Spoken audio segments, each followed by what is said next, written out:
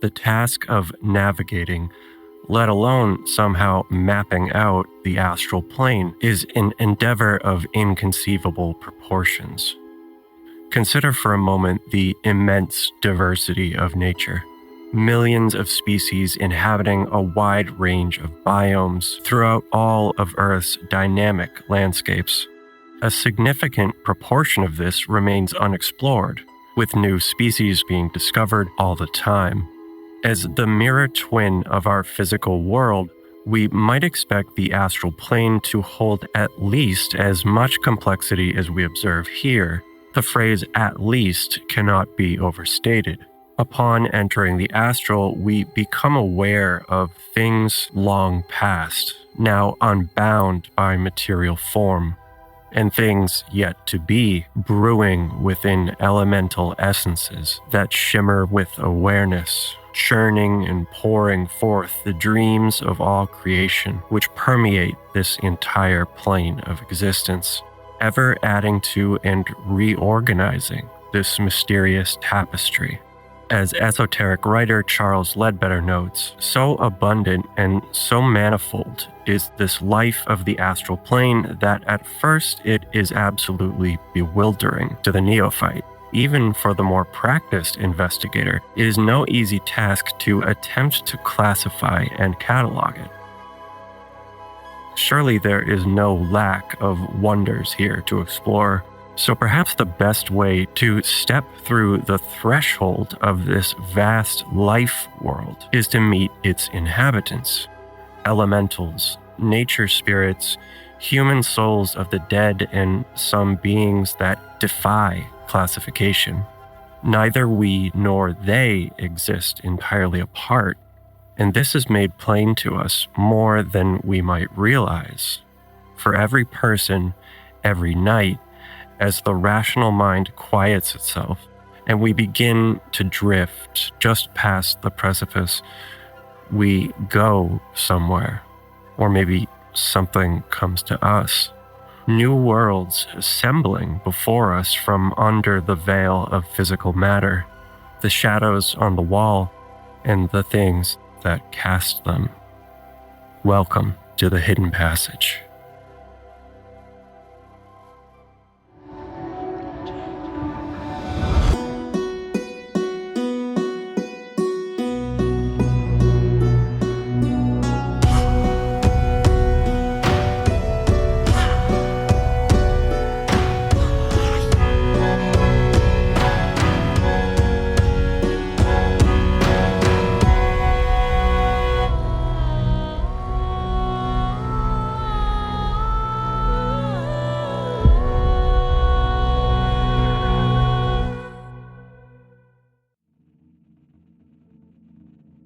While it's true we can say that virtually every living being in the physical world in some sense exists on the astral plane, Theosophy presents three main classes of entities that we could call its inhabitants, in that they more or less only exist in the astral condition. These are disincarnate humans, nature spirits. Then there are the elementals, more geared towards the etheric, but still operate in the astral to some extent.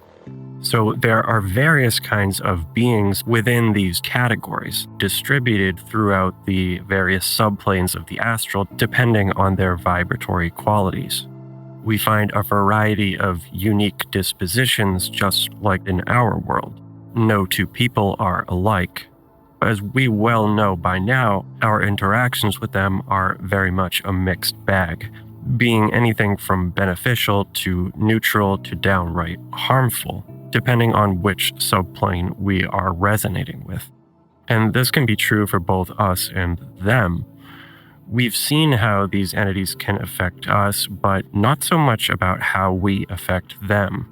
For example, it's said that the astral emanations us moderns emit from our often unbalanced emotional states are unpleasant to nature spirits. Even things like sound waves from loud machinery can be disruptive to the natural astral rhythms. These disruptions are probably even more true now than when they were written about, because we have all these new technologies like EMF and different kinds of frequencies filling up the atmosphere. And air is one of the closest things to astral matter. It's kind of a way that energy can come back and forth between physical and non-physical. We could look at this as a kind of astral turfing, pardon the pun there, but we're essentially creating these lower astral spaces, especially in urban areas. You would generally not find any higher vibrational astral beings in these areas. As we see in fairy folklore, they often prefer these secluded wilderness areas, generally avoiding interactions with humans. According to Powell and Ledbetter, because of the conditions we so often create, we may, however, attract the lowest of their order, the goblins and other goblin-like creatures who actually do enjoy these chaotic emanations.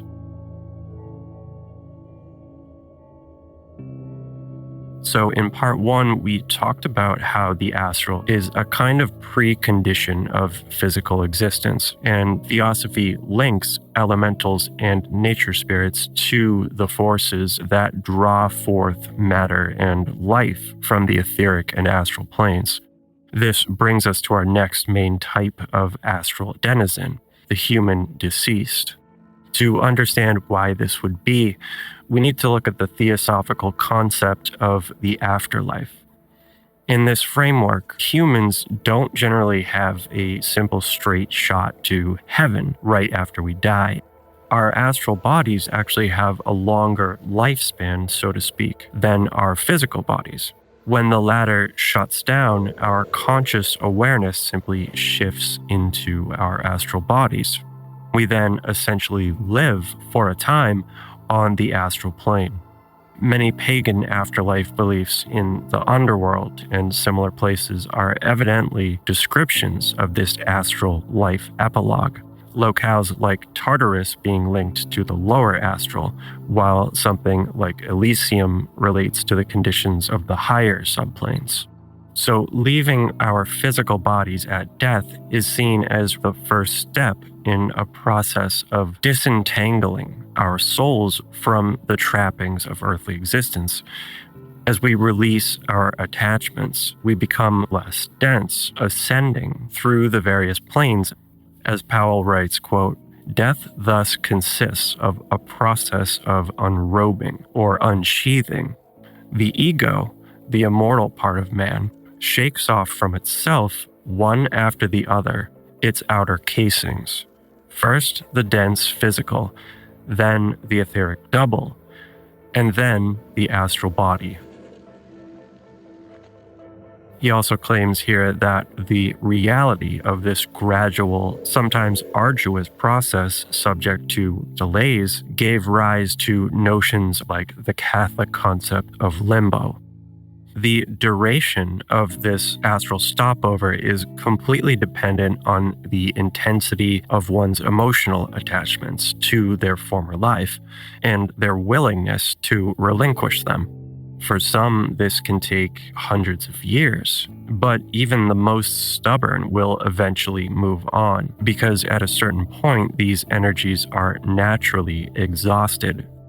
As is well documented in psychology, emotionally damaged people often form behavioral patterns around certain fixations as a kind of coping mechanism. This is exactly what we see in a lot of haunting phenomena. Ghosts often display these rote, almost unconscious manifestations, things that they were predisposed to in life. The root of this fixation is their anchor to the astral. If a person lives a full spiritually healthy life, a lot of this has already been worked out by the time they die. But if their life is cut short or unfulfilled, they're likely to become mired in the lower astral. This is why we have so much ghost and vampire lore surrounding suicides and accidental deaths.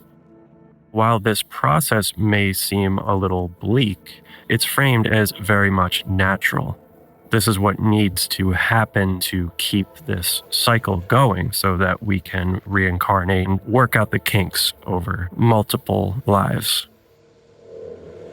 As these denser energies dissipate, more and more of that person's consciousness is released into the higher planes. So where this gets really interesting is that depending on the point in this process, the astral body of a deceased person can be anything from fully conscious to completely unconscious.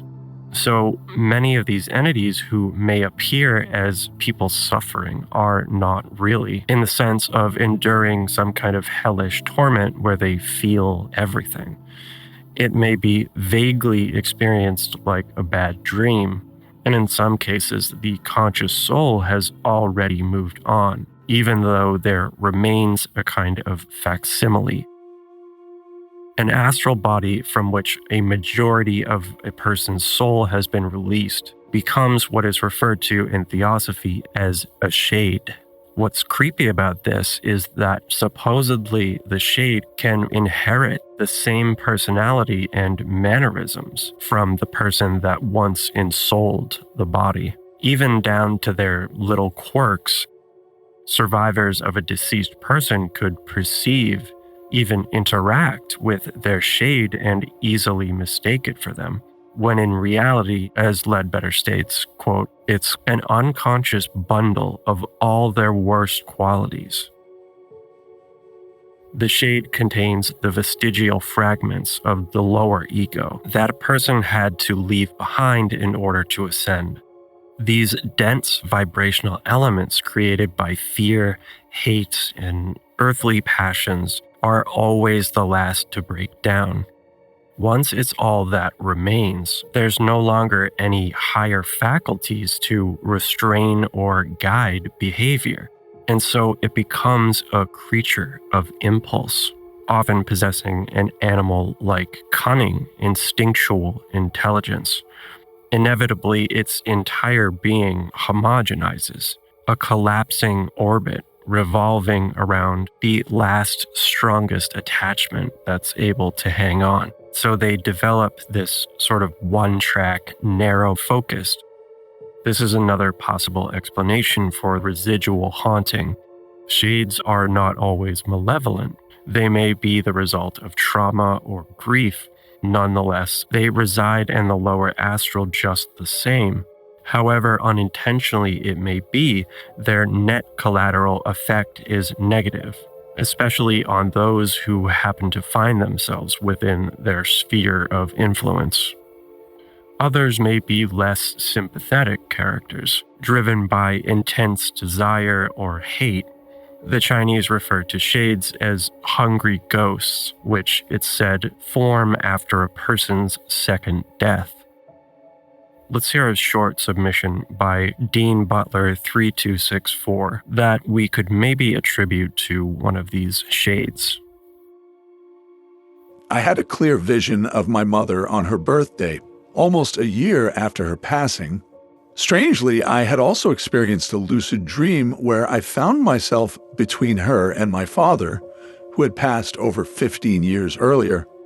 In the dream, my mother seemed stuck at her last property, unable to move on, while my father had already gone further. Even in the dream, I could tell she was not able to see him. At one point, my father transformed into a glowing green orb and vanished into the night sky. I also recall another lucid dream where I visited my father in a twilight world after his death. He was surrounded by many family members from his side of the family. So it seems this dream could be symbolically conveying the different stages of ascension. We have the mother in the lower astral and the father who may be with the other family members, perhaps on the next subplane. I think it beautifully expresses how this journey is unique to every individual and yet connected to one another, especially among family members. Ledbetter talks about how when survivors of a deceased person become too consumed by grief, that this can actually pull their soul backward and hinder them from being able to move on. I'm not saying that's what happened here, it's just an interesting idea I wanted to mention. Lastly, dreams are very much connected to the astral in theosophy. If not outright astral travel, they can still be imprinted on or even entered by astral entities. Moreover, dreams have been ascribed spiritual significance throughout history in every culture. Let's hear another story from Taylor Tanner. My great-grandmother's house in Virginia City, Nevada, had a residual haunting. Every new moon, at exactly 1:27 a.m., the same scene would play out. A young woman would ascend the stairs. A man's voice would shout, "Whore!" And then she'd fall down the stairs. Each time you could hear the sickening sound of bones breaking as her body hit the steps, until she landed at the bottom and vanished. My mom and I seemed to know things we shouldn't. When I was just 3 or 4 years old, I dragged my great-grandmother out to an old tree in the backyard and told her, "It's going to leave, but we need to make sure the sad lady gets where she's supposed to be." Not long after, the tree caught fire and had to be removed. When it was uprooted, they discovered human bones tangled within the roots. My family reburied them in the Catholic section of the town cemetery. After that, the falls on the new moon stopped. So this one could point towards both an astral record, which we covered in part 1, or a shade. Either could fit more or less probably just as well. It does seem possible that both of these could somehow work in tandem. This trope of the spirit that can't rest until the tragedy that caused their death is acknowledged by proper funerary rites is so common in ghost folklore and tracks with everything we've just covered on the shade. I think it's important that any explanations we look to are concurrent with, or at least don't completely contradict, folklore. Because although it may not represent the unadulterated truth, there's a good reason why these ideas exist. They're definitely getting at some description of what's going on. Moving on to the final stage of this post-death astral process, Ledbetter and Powell state that once a person's soul fully transcends to a higher plane, the astral body is left behind, and this empty vessel may actually still endure for a time. This is referred to as the shell, which is essentially just a husk that sort of drifts about in the astral realm before finally disintegrating. Where this gets really interesting is that apparently a shell can be adopted by a non-human intelligence. There's a couple different ways this can happen. To unpack this, we have to look closer at the nature of the astral body itself within the context of the greater cosmic order. So a while back, we talked about the mystical idea of the all originating from the one, the monad. In esoteric philosophy, this is often seen as part of a grand evolutionary process, moving from a wholly unified state and becoming increasingly actualized as individual beings.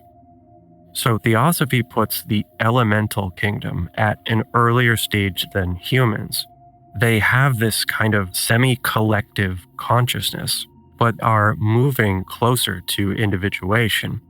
So because they're at this transitional stage, a great impulse to incarnate arises because this is what allows for individual experience. Now, theosophy considers the human astral body to be composed of elemental essences. The elementary composition of man is traditionally signified in the symbol of the pentagram, unifying the 5 points, the 5 elements within man. So our astral bodies have, to some degree, their own consciousness, driven to preserve and solidify this vessel. It's interesting to think that we are like these layers of consciousness, each trying to become more conscious. So to do this, it may exploit the energies of desire that its human host had built up in life and act on them in order to prolong its existence. Thus, what is essentially an astral corpse is reanimated, an unintentional creation of man, a living embodiment of his lower nature. This entity is referred to as the desire elemental. The second way that the shade or shell can be given new life is by way of a third party, and that is a nature spirit. A passing sprite may choose to inhabit a shade or shell to use the body as their own. Now, I've referred to elementals and nature spirits interchangeably before because in Paracelsian terms, they're pretty much the same, but in theosophical terminology, they are different. Nature spirits are very much individualized, fully conscious beings on their own evolutionary path separate from humans. Of the many different beings often broadly referred to as fairies, both elementals and nature spirits would probably be among them. It's said that nature spirits more often reside in the middle to higher astral subplanes, while elementals are based in the etheric and lower astral. Just had to clarify that because it was confusing for me, maybe for some of you too, although I know plenty of you have more knowledge of the occult than I do. So getting back to this possession of a shell, Ledbetter explains that a nature spirit could do this for various purposes, the obvious one being to deceive or manipulate, but it could also be more noble. For instance, to help console someone who's grieving the loss of a loved one by pretending to be them. I read a story on Reddit recently of someone who had an encounter with what looked like her recently passed grandmother. She was in bed and apparently the apparition put socks on her feet to keep her warm. It was a loving gesture. There was nothing negative about it. But this person couldn't shake this eerie feeling that it wasn't actually her grandmother. Talk about uncanny valley. I mean, this is peak, almost humorous if it weren't for the circumstances. The idea of a nature spirit doing this creepy, weird thing, thinking that it's helping. Like, okay, thanks. This impersonating ability is part of the reason some theosophists were critical of seance, because basically the spirits could just have a field day with it, as you can imagine. As Powell writes, quote, "A manifesting spirit is often exactly what it professes to be, but often also it is nothing of the kind." Well, that clears things up. On a final note here, it's worth pointing out that theosophy doesn't believe in demons in the Christian sense. The malevolent entities that people are wont to label as demons are usually either nature spirits or shades. The term demon may still be used as a title rather than a race of being to describe their evil disposition, of which there is no lack in the lowest astral subplane.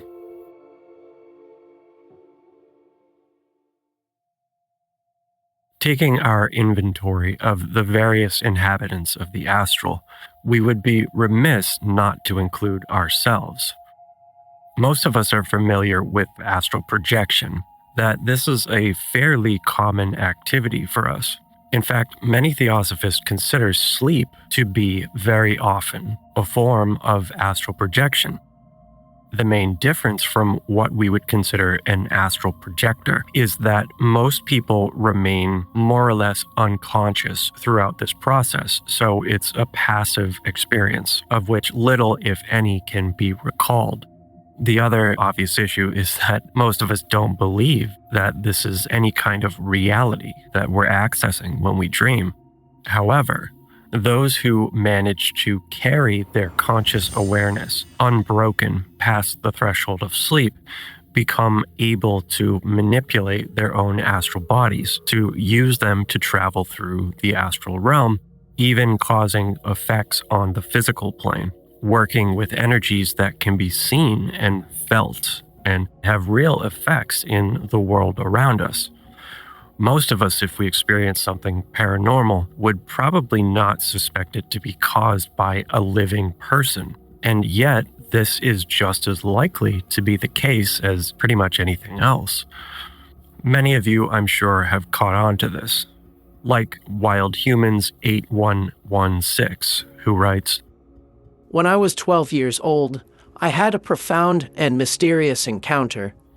One night, I awoke to see a radiant human figure standing at the foot of my bed. Its eyes met mine briefly, and I heard a gentle whisper, 'Sleep, child.' Mesmerized, I felt an overwhelming sense of peace and drifted back to sleep. In the morning, I wondered if I had seen an angel. Years later, as I reflected on that moment, another possibility came to mind. Could it have been an adept projecting their astral form?" Here's another short one by Patricia Hennessy 5899, which may be a case of a magical adept lending a helping hand. As a child, I often experienced the fairy world and actually encountered portals in nature, usually near streams or where fields met together. On one occasion, I heard the most wondrous music, lively, riotous sounds of dancing and celebration. I longed to go further, to join the party, but something held me back. I remember feeling as though I couldn't leave that field, no matter how hard I tried. Suddenly, an old woman in a hood came forward. She pointed to the gate that had suddenly materialized. I stepped through and returned to the world I knew. This one makes me think of the Irish cunning folk, who were widely believed to interact and work with the fairies. I'd like to imagine this as one of them, who maybe left the mortal world to live in the fairy realm. It's interesting that we have this kind of reverse psychopompic role where she actually leads the person out of the other world rather than into it. I am thinking that in any case, it is human, because a lot of times people lured into the fairy realm, well, the fairies don't want them to leave. The ability to traverse the spirit realms and even manifest in ethereal forms is a well-documented belief that appears throughout history. We've covered examples of this in the shamanism and vampire episodes. I think it's safe to say that astral projection is essentially the shamanic soul flight, particularly in journeys to the underworld. Powell talks about practitioners working in the astral plane. He attributes many experiences with what people often believe to be guardian angels to these people, citing numerous modern cases of supernatural intervention, like people suddenly getting psychic messages warning them of some imminent danger. These spiritually advanced beings, referred to in Theosophy as the Adepts, as well as their pupils, can be found in the astral realms. Even after death, they may enter another astral condition, which is not exactly living or dead.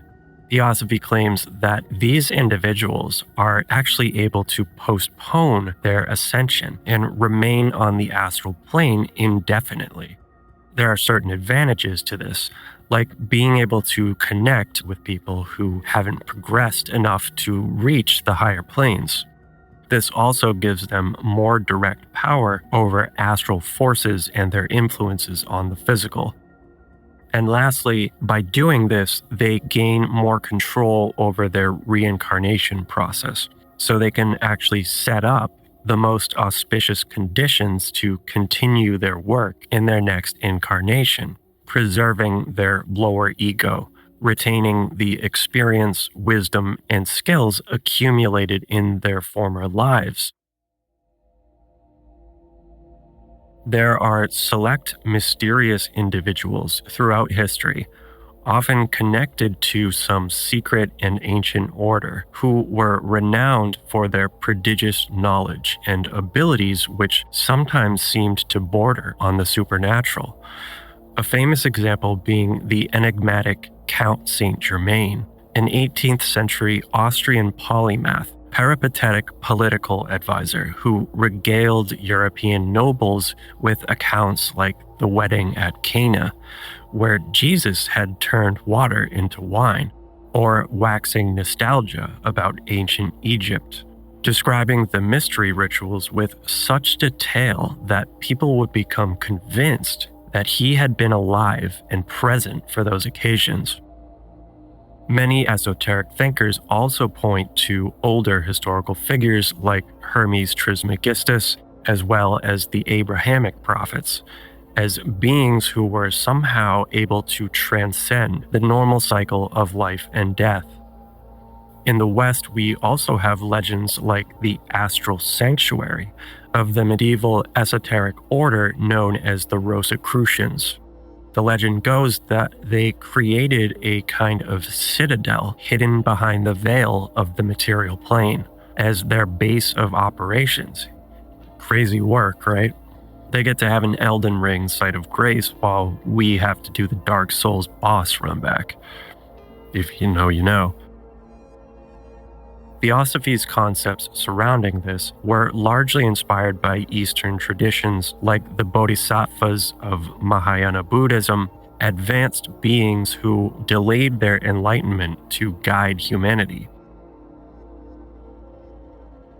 Through rigorous spiritual discipline and mastery over one's energy bodies, this hacking of the reincarnation process by adepts is done with noble intentions for the greater good of humanity. Some of their work might involve helping to cleanse astral pollution and mitigate its more negative effects.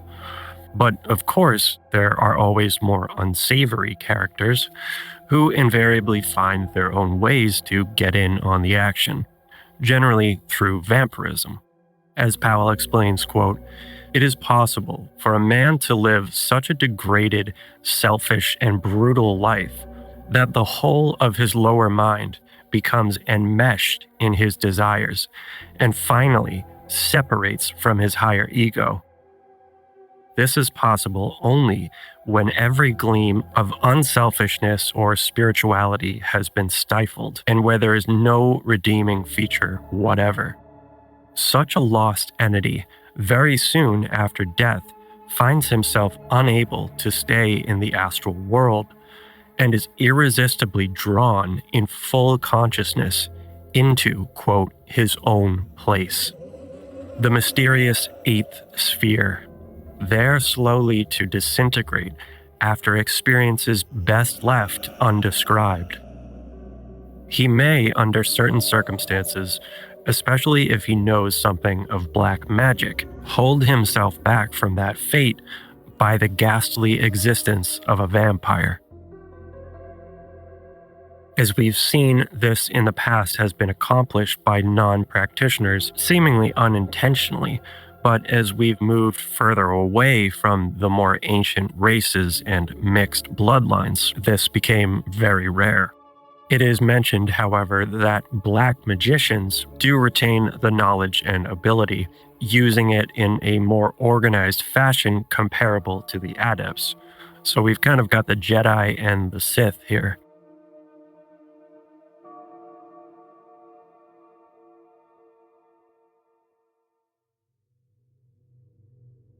Off the edge of sleep, I fell, through the bed and down, beneath the world. I came to, facing a dark fog, faint and luminous as it swirled. Gray, gangly hands emerge from within, whose owners remained concealed, reaching out and pulling back, like skittish creatures peeking from their burrows.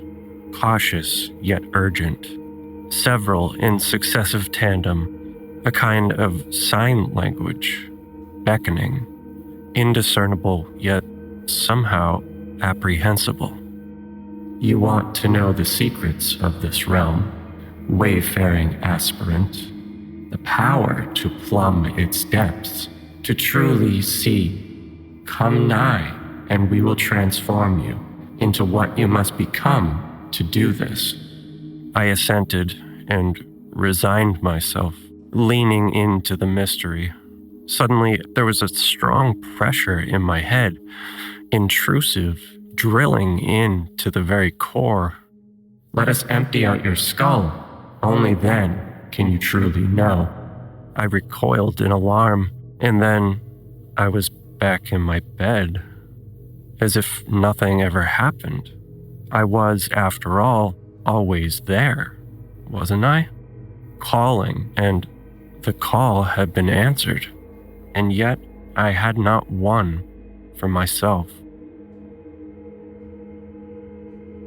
This is one of many personal experiences that I just can't make heads or tails of, except to say that it reminds me of the magical surgeries of shamanic initiation. So, what do you guys think?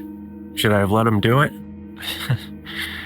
At any rate, now that we've filled out a good deal of our astral gallery, we've seen a lot of how these things are sometimes not what they appear to be. So I want to really drill down, no pun intended, on these mercurial illusory qualities, which are pervasive throughout the astral plane and fundamental to how it operates. I wanted to share my experience because I think it raises a crucial dilemma that probably a lot of us experiencers, especially people who want to seek these things out, have faced at one time or another, which is, how do we know what to trust? What's good for us and what's not? What do we do when the other actually comes knocking at our door?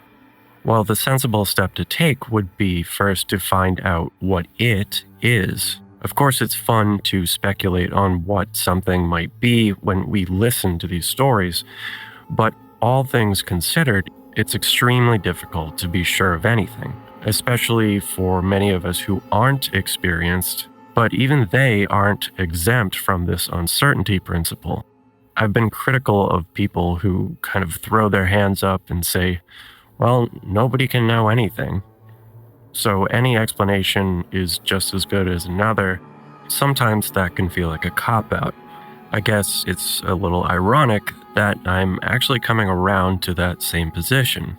But I can give you more reasons to be unsure, and they're good ones, okay? I have a very nuanced way of saying I have no fucking clue. So based on everything I've experienced and researched, I've come to agree with the notion that the astral plane can really be a realm of illusion, which is not to say that it is itself unreal.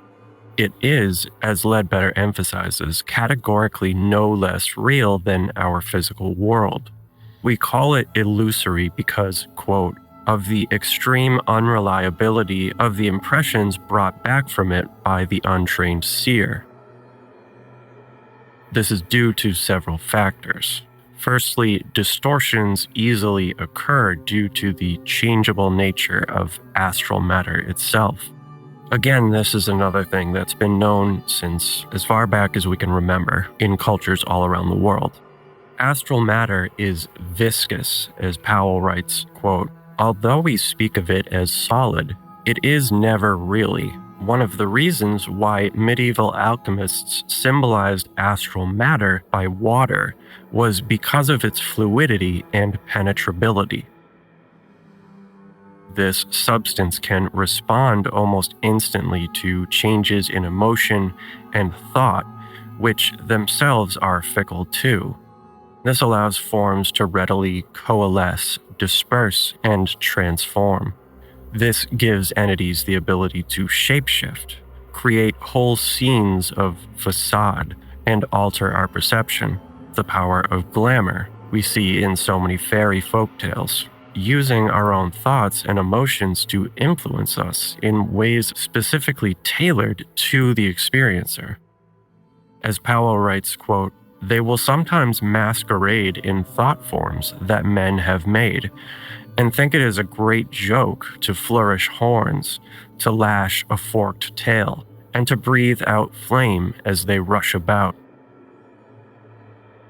Even without any of this third-party subterfuge, things still get dicey when we consider that our psychic perception itself is incomplete and or biased in the same way that our physical senses are. For instance, if you're undeveloped or in a low frequency state, you'll only be able to perceive the denser aspects of what you examine, which may just be a fraction of the whole. You might even project your own thoughts onto it and actually shape, even to some extent create what you experience subconsciously without you being aware of it. We probably have the latent potential to do the same kinds of things that fairies are known for. I'll have a lot more on that in part 3, but for now we'll just say that it's a reality constructed by shared consciousness. A world of intersubjectivity. I think of it like a dreamscape, constantly in flux from the output of our combined imaginations. If this is unchecked, it can easily become like a carnival of souls, a metaphysical bread and circus. When it comes to processing many of the non-ordinary experiences we have, I think a certain level of ambivalence may be prudent. There's good reason to take them with a large grain of salt. We don't want to exaggerate or jump to conclusions, but we also don't want to trivialize it. And to be clear, I'm not saying it's impossible to know some things. It's just difficult. It takes a lot of knowledge and experience. Supposedly, some advanced practitioners can sort of bypass the miasma of the astral by directly accessing the mental plane, which is supposed to be a lot more dependable, not having to go through the intermediary of sense perception. This is the take that got me into some trouble with the person whose experience I was originally going to use for this section. She was convinced that the entity she encountered was a demon, whose sole purpose was to essentially destroy her. Now, I didn't say she was wrong, but I did present a different interpretation. And I had some pretty good reasons for it, but ultimately concluded my analysis by emphasizing this very point. She was so put off that she told me I couldn't publish the story. It was unfortunate, but probably a good testament to the virtues of equanimity. Let's hear another submission now by Jules Boardman that elucidates how these facets of the astral can create rather bewildering experiences. I've had 2 different entities, or at least energies, that I interact with. One has been with me since childhood. Not a singular being, but perhaps the same presence. It's the energy that causes sleep paralysis. Sometimes my eyes are closed, and I find myself in another space. Other times my eyes are open, and it's there in my room. It can manifest as something setting on me, a shadow staring from the corner, or even as a form of what I came to know as the Greys. Maybe multiple entities use the same technique, but whatever it is, it wants control. As a child, it terrified me.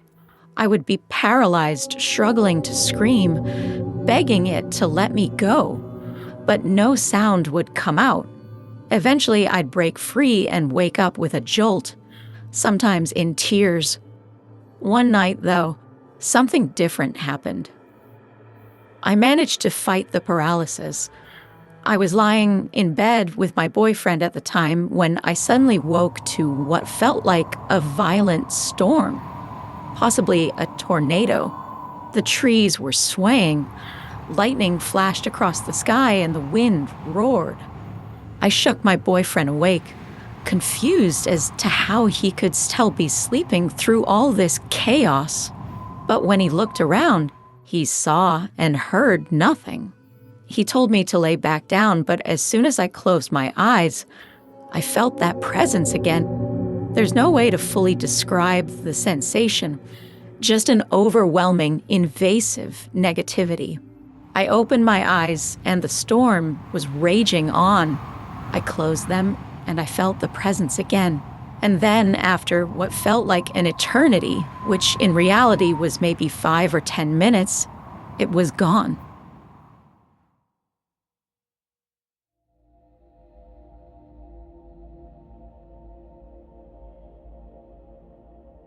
Now, this person also had some interactions with what seemed to be good entities, but the line is often blurred here, and the only way she was able to tell was by getting some experience under her belt.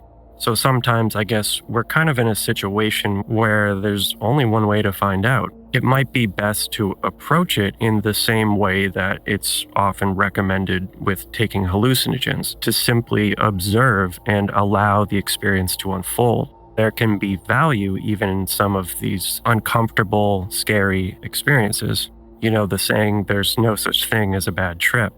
I think there's probably some truth in that, but we also don't want to be stupid about it. I'm in no way implying that we should just dive in head first, that there aren't dangers involved. When we get these strong gut instincts, we should certainly follow them. This is exactly how we cut through the fog. As the plane of emotion, our emotional sense is heightened, and we can channel this into intuition. There are certainly things we don't want to associate with. We need to set healthy boundaries, of course, but these boundaries can't become a cage. Just because something involves risk doesn't mean it's inherently bad. No great discovery or achievement was ever made without it. That is the cross to bear for the intrepid. These authors state clearly that the astral is nothing to scoff at or try to avoid. It has its definite function, and it's an important stepping stone in our development. I think that if we remain calm and impartial, then the waters will settle, and you can see more clearly. In a way, it's less about what you perceive than it is what you learn from it. I want to now read a conversation between author Carlos Castaneda and Don Juan Matus. Having initially met the old Yaqui man of knowledge as a student of anthropology, Castaneda was quickly thrust into what he calls non-ordinary reality when Matus had him smoke a sacred psychotropic mixture used by the Mexican sorcerers of his line. This comes from his book titled A Separate Reality, relating to his encounters with a terrifying entity that Don Juan called the Guardian, which Castaneda was tasked with confronting as part of his initiation into the world of sorcery. The Guardian's role is to make sure that those who enter its realm are worthy and able to handle its entailing powers. He took a little bag with the smoking mixture and filled the pipe bowl. "I am afraid, Don Juan. I'm really afraid." "No, it's not your fear. You don't want to lose your clarity, do you?" he said abruptly. "That's very right, Don Juan," I said. He laughed with apparent delight. "Clarity, the second enemy of a man of knowledge, has loomed upon you. You're not afraid," he said reassuringly, "but now you hate to lose your clarity. And since you're a fool, you call that fear," he chuckled. "You are hurt, but you are not afraid." He reclined against some bundles and put his arms behind his head. "You know," he said suddenly, "every man can see this guardian, and the guardian is sometimes, for some of us, an awesome beast, as high as the sky. You're lucky. For you, it was only 100 feet tall, and yet its secret is so simple." He paused for a moment and hummed a Mexican song. "The guardian of the other world is a gnat," he said slowly, as if he were measuring the effect of his words. "I beg your pardon? The guardian of the other world is a gnat," he repeated. "What you encountered yesterday was a gnat. and that little gnat will keep you away until you overcome it.